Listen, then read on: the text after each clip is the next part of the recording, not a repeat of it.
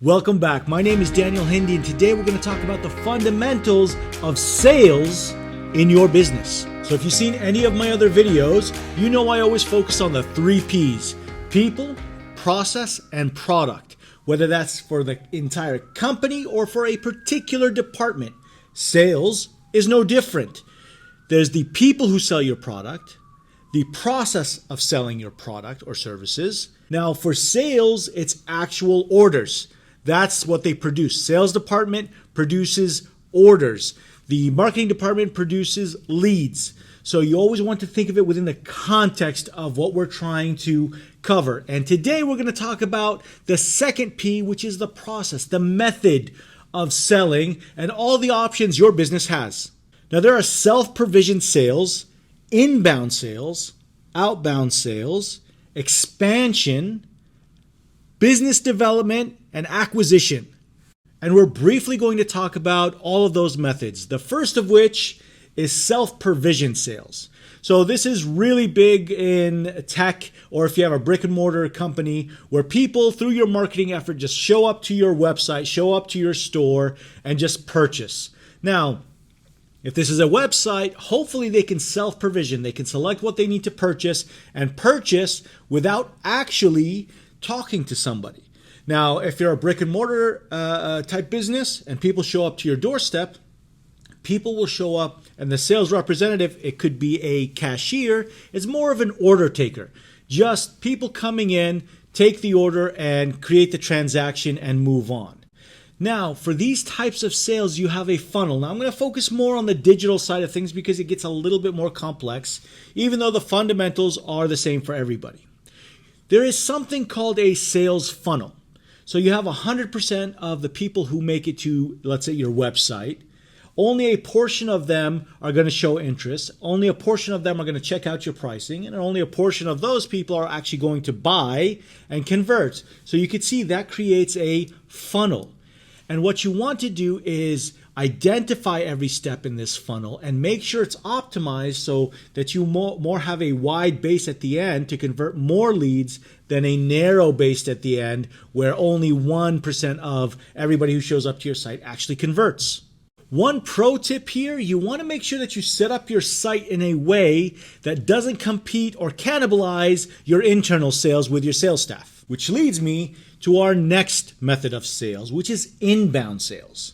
Now, in the scenario where we're talking about a website and people actually self-provisioning, some of your leads are going to be a premium lead. They're looking for an enterprise level product, subscription, or they need to talk to somebody to validate that this product or service is actually a good fit for them.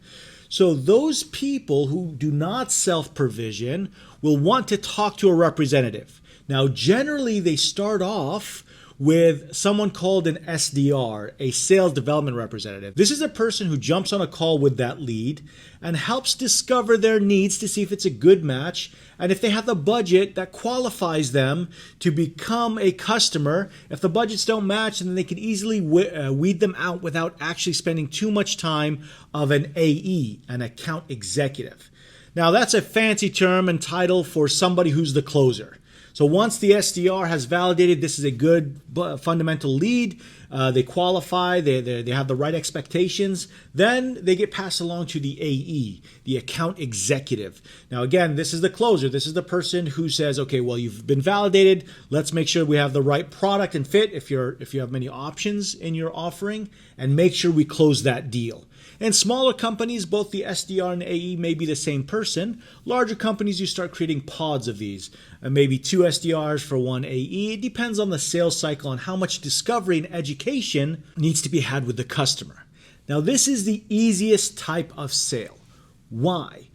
The customer has already come in and identified that they have a pain and that you are a potential solution to that pain. So a lot of the heavy lifting has already occurred.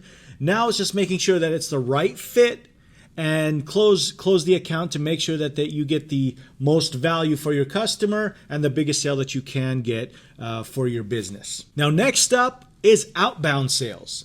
This is going and hunting versus curating all the leads that are coming in. You're going out and hunting for new leads.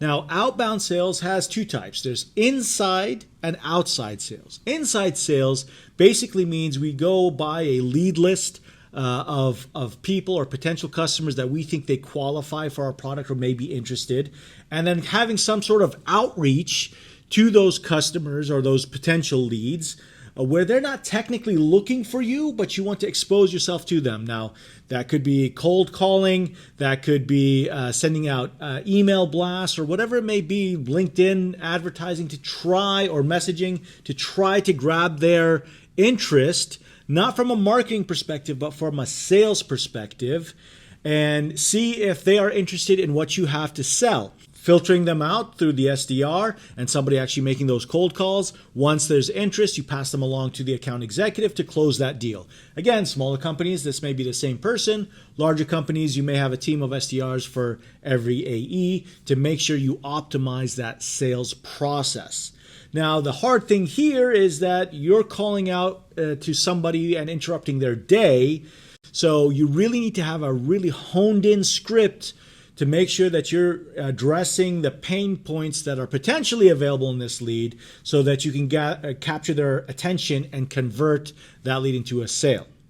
Now, the second type is outside sales. This is actually boots on the ground, going business to business, covering a particular region, and actually visiting these businesses and trying to convert them there. So if you're selling to brick and mortar businesses, you can pick up the phone or you can actually go visit them. So one is inside sales, basically sitting at a desk and making phone calls and trying to have some outreach. And outside sales is boots on the ground, go visit those businesses. The next type of sales is expansion sales or expansion revenue. When you look at this, this is looking at an existing customer and trying to expand their lifetime value. So if you're dealing with a subscription, let's assume they're on your basic subscription, $20, $50 a month, whatever it is. Expansion revenue would mean to get an existing basic customer to upgrade to the premium account. So that has expansion revenue. If they purchase a product from you and they realize they got the basic product, they need to upgrade to that higher product. So it's taking an existing customer and upgrading them. Now, if you can do this initially in the sales process, that's the best time to do it.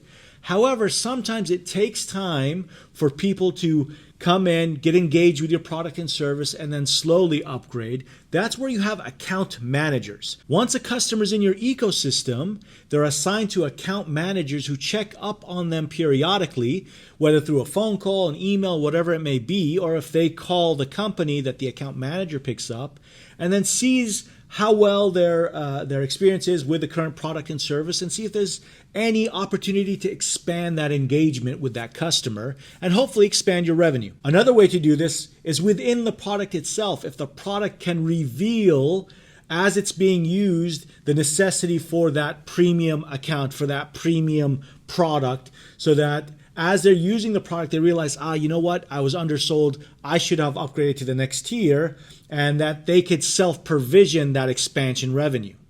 Next up is business development. Now, business development is quite tricky. Sometimes it has other names. However, business development is the sales effort not going directly to a potential customer, but finding other businesses that you may have synergy with and try to add your product along with that existing product or service so that they can complement each other in the sales avenue. So for example, GoDaddy is in the business of selling you domains. However, in the past 10 years or so, you could see that as you're purchasing a domain, most likely you want a website as well. So they used to offer you deals on third-party website builders at the same time. GoDaddy didn't have to incur any additional costs on themselves or burden on themselves. It's just a referral, and they make additional revenue by offering this complementary product or service. In recent years, they brought that in-house, but you could see what I mean. Same thing with any other product. If you could find a good complementary business where you're not competing, but you complement each other really well, that kind of business development a relationship really can help, and that could be a two-way street as well. They can promote your product, you can promote their product, and find a a good relationship that is mutually beneficial. Now, I say these are tricky because every deal is slightly different, and sometimes because of the size and magnitude of the deal, you may discount so much that it could actually have a negative effect. So you need to be careful to make sure that it is mutually beneficial. Now, last but not least is acquisition. Sometimes as your company grows, it's just easier to buy some of these smaller boutique companies that are competitors. But instead of trying to hunt for their customers and convert them over to yours, sometimes it's beneficial just to buy out that company and acquire their book of business. And if you can do that, you can scale really quickly and immediately overnight by just buying a book of business. Many companies forget that this is one of the options on the table. Being able to expand quickly like that could give you market dominance pretty quickly. I hope that gave you clear and logical steps on how to best set up your sales efforts.